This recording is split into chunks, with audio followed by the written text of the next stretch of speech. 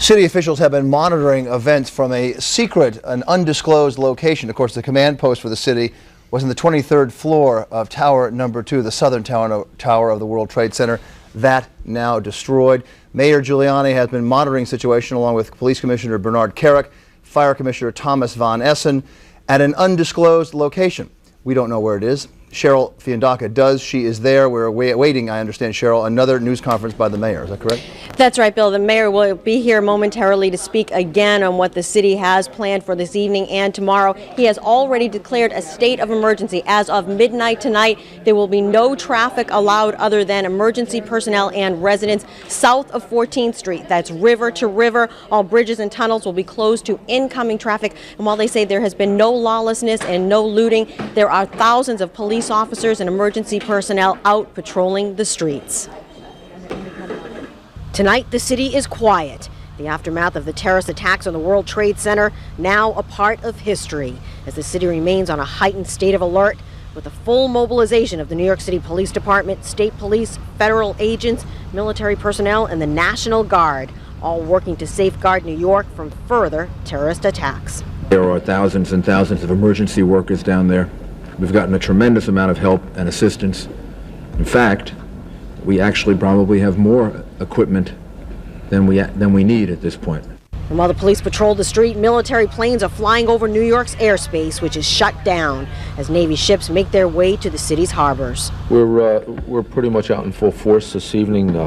Southern Manhattan, as you know, we're primarily concentrating on the rescue efforts. The rest of the city is basically, some of the entry points are shut down.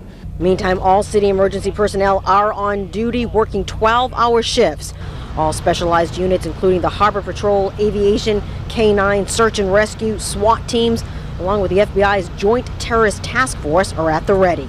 The mayor says the city has not received any real specific threats to its security, and so far says no one and no group has taken responsibility for the brutal and obviously well-planned terrorist attacks. Everything is being done to try to make the city as secure as possible. The president, the FBI, federal government, the state, the governor, the New York City Police Department, law enforcement authorities, everything is being done that can be done. Well, the police commissioner says the department is getting hundreds of tips and the Joint Terrorist Task Force is following up on all of them, but so far they say no one and no group has claimed responsibility for today's attacks. We're live at an undisclosed location for security reasons. I'm Cheryl Fiandaca, ABC 7 Eyewitness News. Cheryl, very quickly, we of course are awaiting word from the commissioner about this incident or this unconfirmed report about explosives at the GW Bridge. What do you know about that at this point? So far, the police commissioner says there are no reports of any explosives on the George Washington Bridge or under the bridge. He says there is a report that he is trying to follow up on of a van having been stopped on the other side of the bridge in New Jersey, somewhere near the Meadowlands. He says he's still following that up. He says he cannot confirm whether or not that van had any explosives in it. You, both Commissioner Carrick and Mayor Giuliani, fairly emotional earlier tonight when they were talking about some of the fire department chiefs and also the police officers who apparently have died in this. They're not releasing any numbers yet. Do we have any idea when that might happen?